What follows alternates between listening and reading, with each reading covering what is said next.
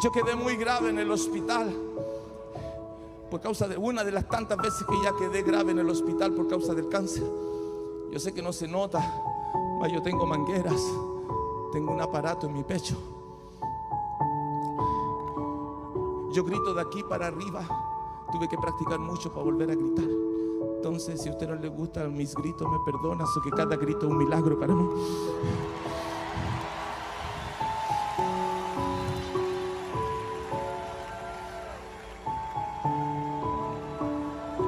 Yo entendí que el dinero es barato.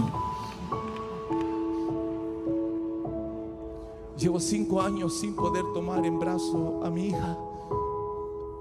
Solo tengo una hija. No la puedo tomar en brazos, que no puedo tomar pesos y no sangro.